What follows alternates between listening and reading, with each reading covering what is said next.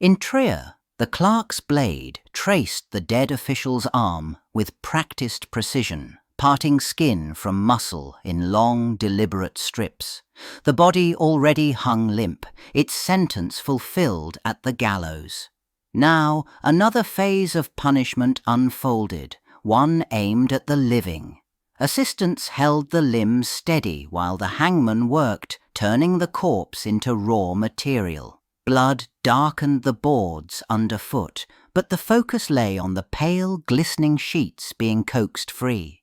In a nearby scriptorium, a chronicle recorded the order in tight Latin script. The skin of the condemned tax official was to be nailed to the courthouse door. The ink stood sharp against the parchment, preserving the decision as carefully as any royal decree. Outside, carpenters hammered new iron studs into the wood, preparing the surface where the flayed hide would hang. Officials spoke in low voices, treating the procedure as an ordinary act of civic administration. On market days, townspeople passed beneath scraps of human hide, stretched and tacked, where authority had once been exercised. In some places, surviving records described flayed skin fixed to judges' benches, doors of customs houses, or the very walls of council chambers. Manuscript illuminations showed executioners stripping flesh from disgraced officials, not as secret cruelty, but as law.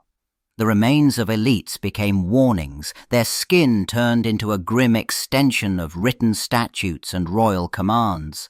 Painted panels in Bruges Town Hall fixed the legend in pigment and gold.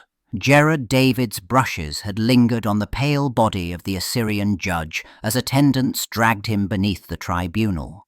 Muscles, ribs, and twisting hands emerged under slow, methodical cuts, while richly dressed officials watched. Courtiers, scribes, and soldiers clustered around the central horror, their expensive fabrics and composed faces heightening the deliberate exposure of flesh once shielded by authority. In the next panel, the same chamber displayed an altered order. Strips of tanned human hide hung from the judge's seat, nailed like stiff banners of transgression. The dead man's son stood robed in magisterial garments, compelled to occupy the very place lined with his father's skin. Each judgment he pronounced unfolded over that leathery covering, turning the bench into a lasting reminder that corruption in office might reach beyond death and into the furniture of justice itself. Writers such as Herodotus had already described ancient kings who ordered corrupt officials flayed, their skins stretched over seats or city walls. Latin compilations preserved these accounts, circulating among medieval clerics and jurists. Commentaries and moral treatises drew lessons from them, treating skin as both record and warning. For those who wielded authority, living in a manuscript culture that revered parchment, the idea that a body could become its own accusatory surface carried a stark, unsettling logic. Illuminated pages lay open, their margins crowded with glosses that had once guided judges and notaries. In a Lombard statute, a clause prescribed that a false coiner who threatened the city's peace was to be executed and, in extreme cases, flayed, his hide nailed beside the mint. A German town law specified that a treacherous official convicted of betraying communal funds faced not only death but the stripping and display of his skin on the city gate. Capitularies and municipal codes from the Low Countries set out graduated scales of pain, where hanging, beheading, and branding appeared first, and flaying surfaced only at the margins, reserved for those who had shattered sworn bonds. One ordinance targeted tax collectors who embezzled royal revenue, allowing for execution and the tanning of their skins as grim trophies. The text treated skin not as metaphor, but as a literal surface for inscribing communal judgment. Court registers described specific cases in spare, formulaic lines. A corrupt toll officer, condemned for extortion on an imperial road, had his body hanged at the customary gallows, then partially flayed by order of the council. Strips of his skin, dried and stiffened, were fixed to the post where travellers paid their dues. Such entries showed that, although exceptional beside everyday penalties, the punishment remained a concrete option within late medieval legal practice. Stone streets had narrowed toward the town's edge, where a timber scaffold stood above a worn patch of earth.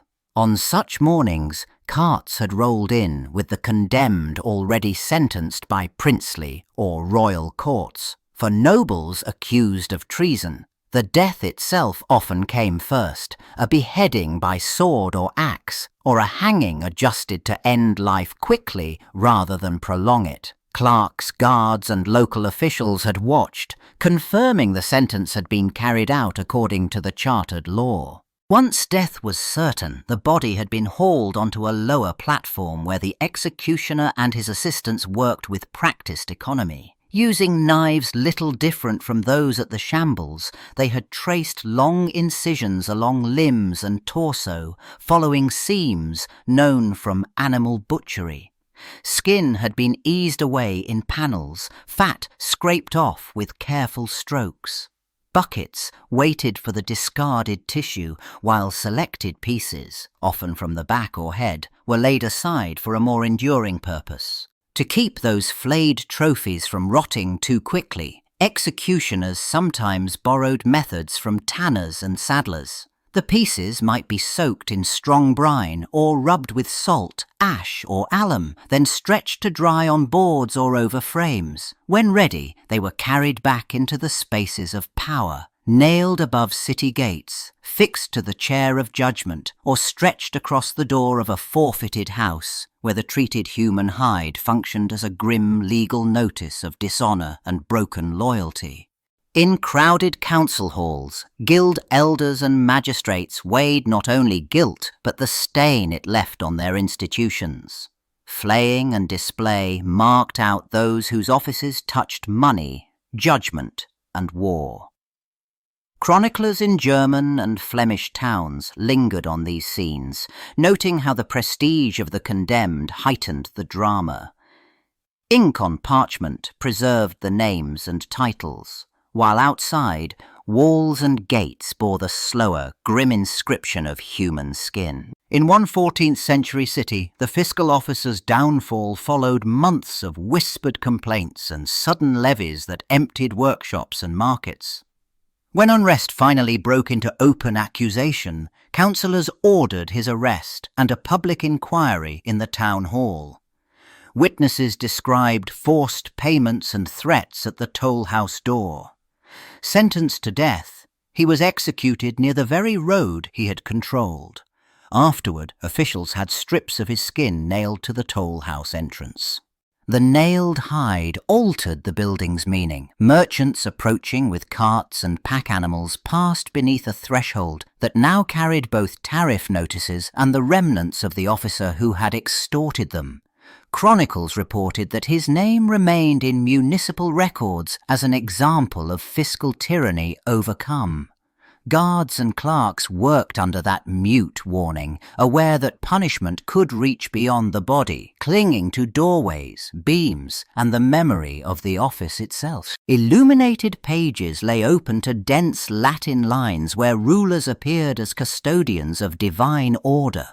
Augustine and Gregory the Great described power as a burden carried in the flesh, with the prince's body marked as a visible sign of God's justice. Canon lawyers glossed these claims, noting that the dignity of office clung to the skin like a garment. To lose that outer layer meant losing the visible proof of rank, favour, and legitimate command. Scholastic commentaries and mirrors for princes laid out the logic with stark clarity. They compared the body politic to a single organism in which treason or corruption worked like a gangrenous limb. Cutting, dismembering, and exposing the traitor's body thus appeared as a kind of surgery for the Commonwealth. The skin, treated as the boundary between honor and disgrace, could be imagined as the very surface on which God and King inscribed judgment for all observers. Sermons and moral treatises drew on this imagery when they evoked flaying as a punishment for corrupt judges, embezzlers, or perjured vassals. Preachers threatened that a dishonest official might be stripped of his skin, just as he had stripped justice from the poor, his hide nailed where he once sat in judgment. Listeners who knew of rare but notorious flayings and skin displays for treason or betrayal understood these images as terrifyingly plausible outcomes of divine and royal wrath.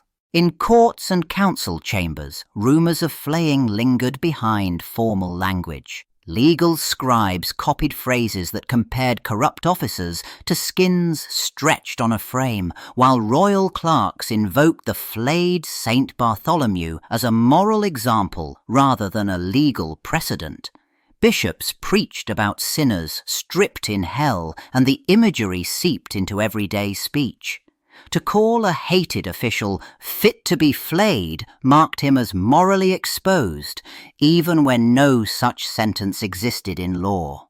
In some regions, a handful of striking cases tied the language of skinning to real punishments. Chronicles from England, Flanders, and Italian city-states described royal justices, tax collectors, or castellans who were hanged or beheaded.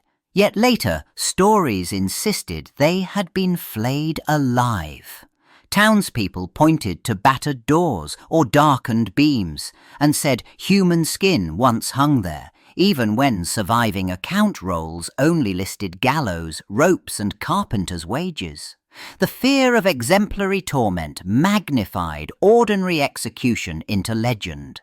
Over generations, these tales hardened into local certainties. Guides in marketplaces repeated that a particular gate had been covered with a traitor's hide, and children grew up believing that nobles who cheated their lords ended as warning signs of flesh. Jurists quietly noted the absence of such penalties in statute collections, but their Latin commentaries rarely reached the streets. The gap between documents and storytelling allowed imagined flayings to stand beside real hangings, whippings, and mutilations, as if they shared the same historical ground. Clay tablets lay inscribed with the boasts of Neo-Assyrian kings who had ordered enemies skinned alive. The texts spoke of defeated rulers, their hides stretched on city walls or nailed to gates, their bodies turned into rough banners of royal anger. In these accounts, the enemy's rank mattered. The higher the captured ruler or governor had stood, the more prominently his flayed skin appeared in the architectural fabric of victory and submission. Centuries later, Persian chroniclers described similar fates in the Islamic world and Central Asia. Rebel chiefs and corrupt governors sometimes ended on the city gate as emptied skins, packed with straw or chaff to keep a human outline. Riders, merchants, and petitioners passed beneath these suspended forms as they entered the seat of power.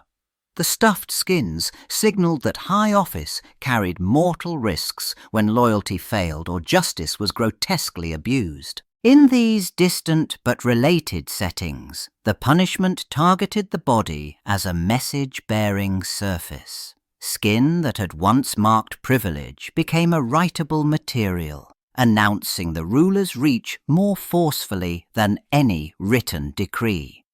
Gateways, palace walls, and market squares absorbed these displays into their stone and timber.